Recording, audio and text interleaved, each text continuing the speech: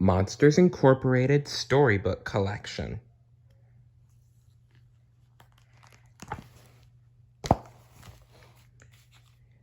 The Mysterious Prankster.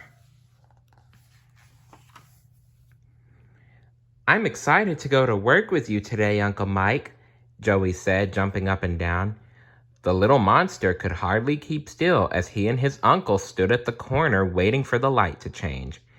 Joey's parents were out of town, and Mike had offered to watch his nephew for the day while they were away. Me too, Mike said with a smile. I think you're really going to make a lot of friends in daycare.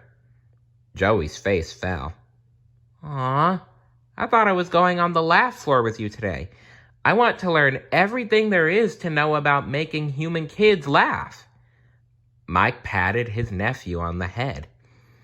I have to do some work today, kiddo, but I promise we'll have lunch together and we can play after work. Joey didn't say anything as he and his uncle crossed the street, but he looked very disappointed. Tentacles are us? Nice.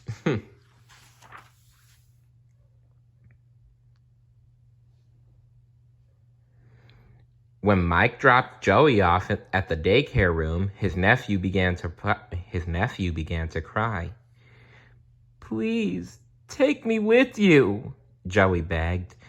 I really, really, really want to be a laugh collector, just like you, Uncle Mike. I'm very funny. I'm sorry, Joey, said Mike, but I've got to get to work. I'll come pick you up at lunchtime. I promise. Mike walked down the highway to drop off some overdue paperwork at the office. As he waited in line, he started to feel bad about leaving Joey. I'll make it up to him, he thought.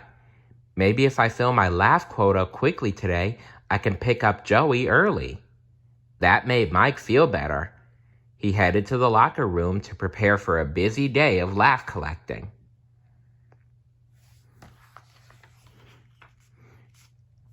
Good morning, Sully, Mike said to his big furry best friend. Morning, Mike, said Sully. Did you get Joey off to daycare okay? I did, although he wasn't very happy about it, Mike said as he reached up to open his locker. But though he tugged and tugged, he just couldn't get it open. It was stuck. Need some help, buddy? Asked Sully. Why don't I... Just then the locker opened. To Mike's astonishment, he was hit in the face by an avalanche of table tennis balls, which started bouncing all over the room. Boing, boing, boing. Yikes, said Mike. That was weird, said Sully, trying hard not to laugh. Where did those come from? Mike shrugged. I have no idea, but that was some practical joke. Whoever it was got me good. They sure did, Mikey. Mike was still shaking his head as he walked onto the laugh floor. Who could have played that joke on him? Suddenly, he noticed a purple monster's tail disappearing around the corner. That tail looks familiar, Mike thought. He went to see who it was, but the monster was gone. Mike shrugged and started to work on the laugh floor. Soon he was collecting laughs fast and furious. At this rate, I'll be able to pick up Joey in no time, Mike thought. But as he stepped forward, he began to slide. Ay, Chihuahua! He cried. Thump! He landed right on his bottom. Mike had slipped on a banana peel. Classic. All right, he said. I'll admit, that was pretty funny. Who did it? But no one would take credit for the practical joke. Strange, Mike said as he went for a drink. If I didn't know better, I'd think... Ah! The water fountain squirted him. These jokes aren't funny anymore, Mike said. It's like someone is out to get me. He gasped. He gasped. I wonder if it has anything to do with that monster's tail.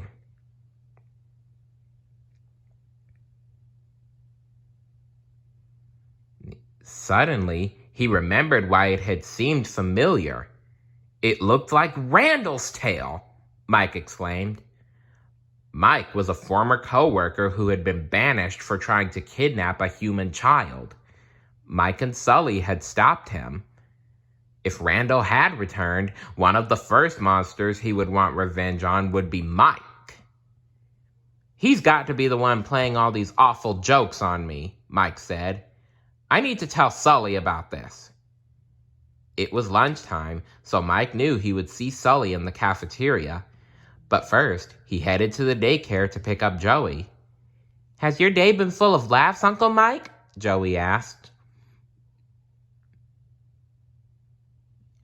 Not exactly, answered Mike. Hey, Schmoopsy Poo, a monster called out to him. That was weird, said Mike. Only Celia ever called him Schmoopsy Poo. Why would another monster say that to him? Well, actually, it's the other way around. He calls her Schmoopsy Poo. She calls him Googly Bear. Call me Schmoopsy Poo. Oh my, someone take that note to his back.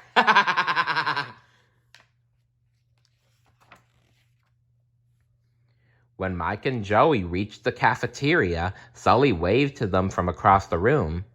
I saved you 2 seats, he called. Sully, Mike whispered when they reached the table. Someone has been playing practical jokes on me all day, and I think it could be Randall. I'm pretty sure I saw his tail disappear around a corner earlier today on the lab floor. Sully laughed. Mike, you have the craziest imagination. Let's go get lunch. They all loaded up their plates with food, but when they sat down, more strange things started to happen. The sugar Mike put in his coffee was actually salt.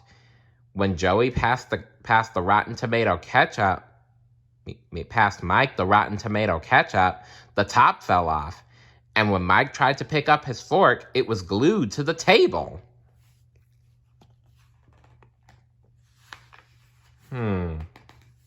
Something fishy is going on here.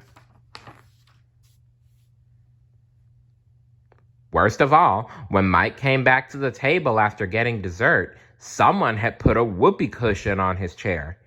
It made a really embarrassing noise.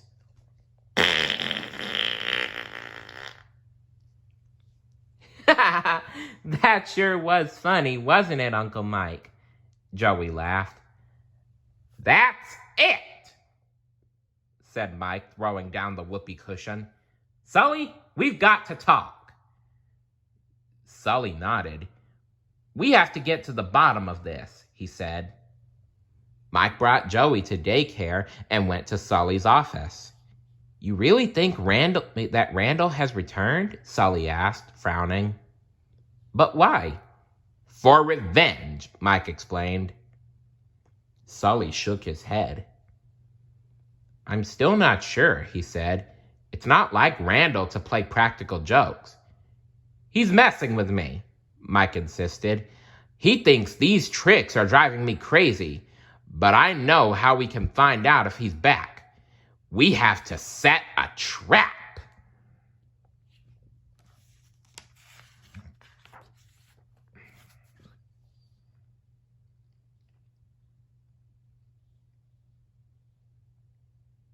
So the 2 friends came up with a plan.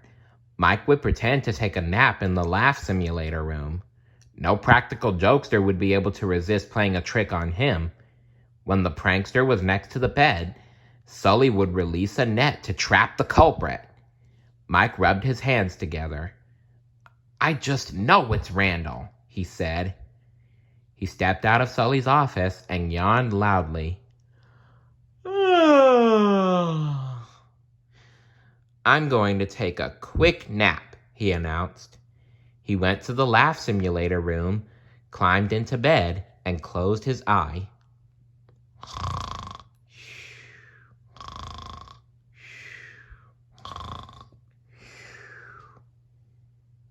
A few minutes later, Mike really was asleep.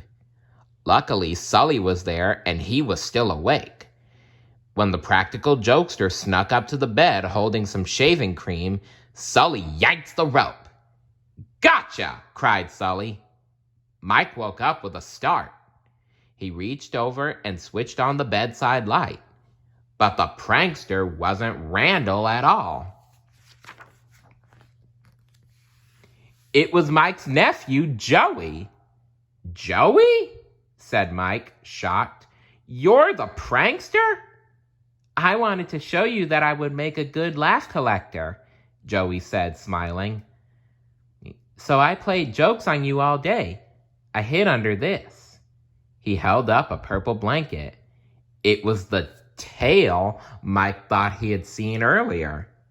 Mike and Sully couldn't help but laugh. "Joey has talent," Sully told Mike. "And best of all, Randall isn't really back," the two friends said together.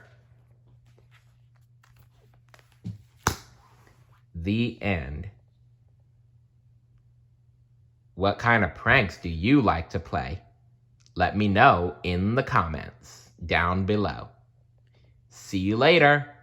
Bye.